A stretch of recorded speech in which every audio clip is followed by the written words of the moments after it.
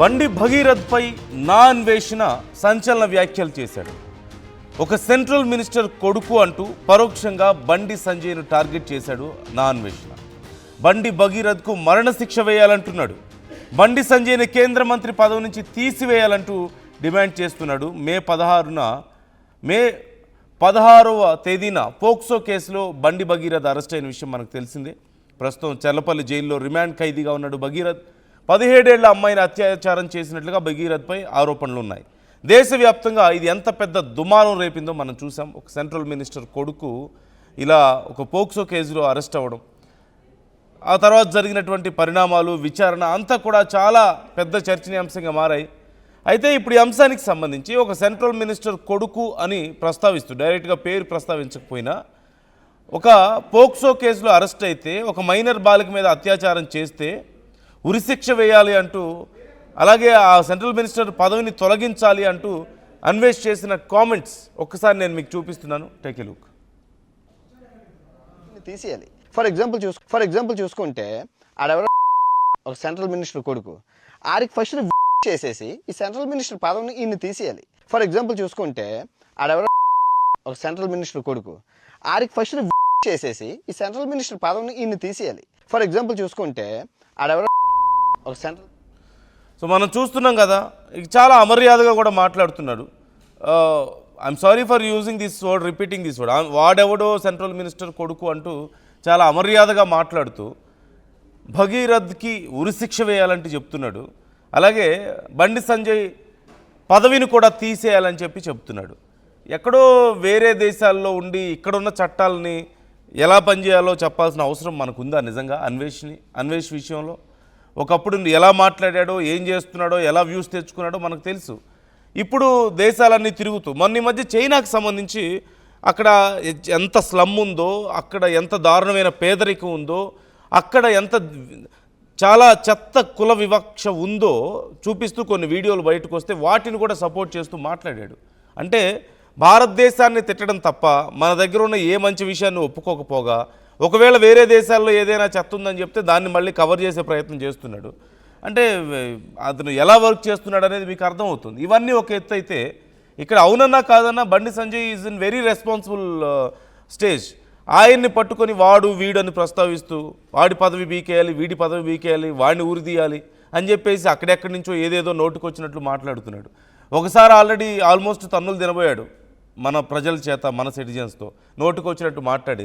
ఆ తర్వాత కూడా అలాగే మాట్లాడుతున్నాడు. ఇప్పుడు మళ్ళీ అనవసరమైన విషయాల్లో కూడా వేలు పెడుతున్నాడు.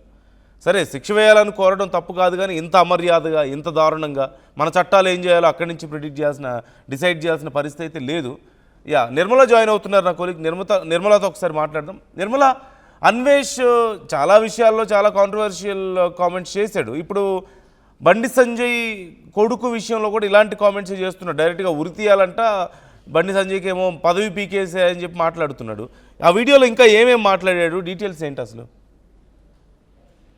నందు,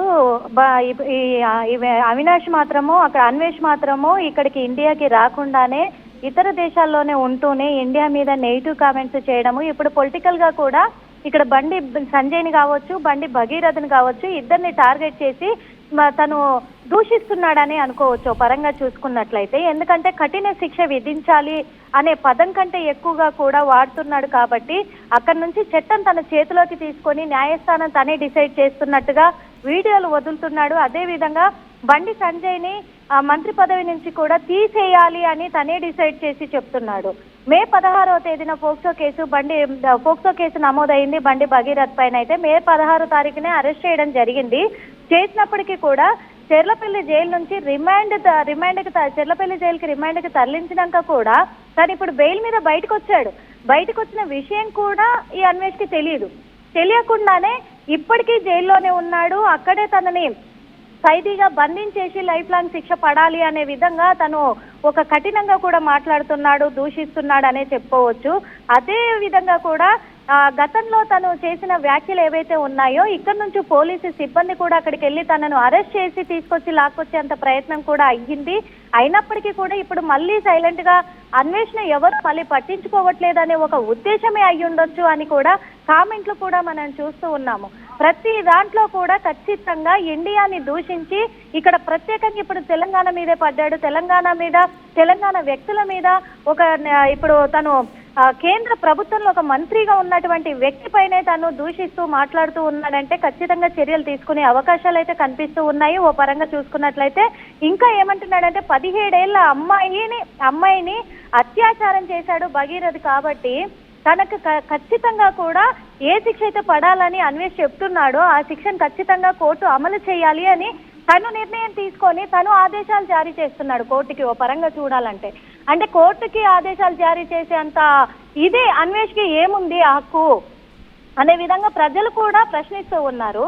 అందుకు ఖచ్చితంగా దీని పట్ల కేంద్ర మంత్రిని దూషిస్తూ మాట్లాడుతున్నాడు కాబట్టి కేంద్ర ప్రభుత్వము చర్యలు చేపట్టే అవకాశాలు కనిపిస్తున్నాయి. ఇటు రాష్ట్ర ప్రభుత్వం కూడా ఇక్కడ పోలీస్ డిపార్ట్మెంట్ కూడా ఖచ్చితంగా ఈసారి అయితే చర్యలు తీసుకుంటుంది, అన్వేషణ వదిలిపెట్టే ప్రసక్తి ఉంటదేమో అనే విధంగా కూడా అందరికీ ప్రజలకు కూడా అదే అనుమానాలు అయితే కలుగుతూ ఉన్నాయి. నందు right, thank you Nirmala, thanks for the details. మొత్తం మీద అంటే గురువింద సామెత గుర్తొస్తుంది ఇక్కడ.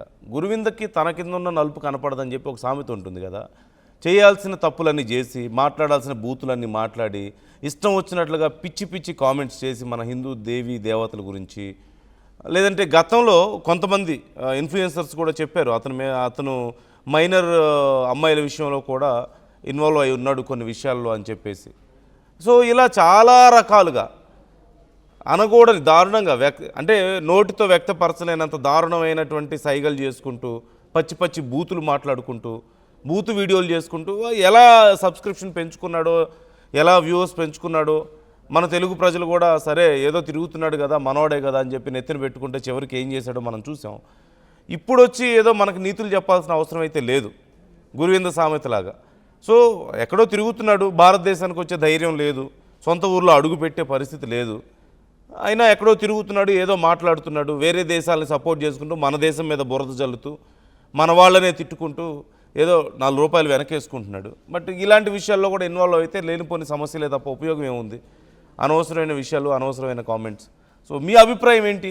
అన్వేష్ చేసిన కామెంట్స్ మీకు ఎలా అనిపిస్తున్నాయి? అఫ్కోర్స్ మనకు చట్టాలు ఉన్నాయి, ఆయన కేంద్ర మంత్రి అయి ఉండొచ్చు, ఆయన కొడుకు అయి ఉండొచ్చు, మన దగ్గర చట్టాలు ఉన్నాయి, చట్ట ప్రకారం శిక్షలు పడుతున్నాయి, విచారణ జరుగుతుంది. ఒకవేళ ఇఫ్ వీఆర్ నాట్ హ్యాపీ ఈ విచారణకు సంబంధించి, కేసులకు సంబంధించి తీసుకుంటున్నటువంటి వేస్తున్న శిక్షలకు సంబంధించి మనం సంతోషంగా లేకపోతే మనం అడుగుతాం. Is not even hour citizen ఒక రకంగా చెప్పాలంటే. అఫ్కోర్స్ పౌరసత్వం ఉంటే సరిపోదు కదా, బాధ్యత కూడా ఉండాలి కొంచెమైనా. సో బయట నుండి ఏదేదో మాట్లాడే వాళ్ళ మాటలను మనం పెద్దగా సీరియస్గా తీసుకోవాల్సిన అవసరం లేదు. ఇన్ఫ్యాక్ట్ ఇలాంటి విషయాల్లో ఇన్వాల్వ్ అయ్యి లేనిపోయిన తలనొప్పులు తెచ్చుకోవడం తప్ప ఇంకోటి లేదు అతనైనా సరే. సో మీ అభిప్రాయాలు ఏంటి ఈ విషయానికి సంబంధించి కామెంట్ చేయండి.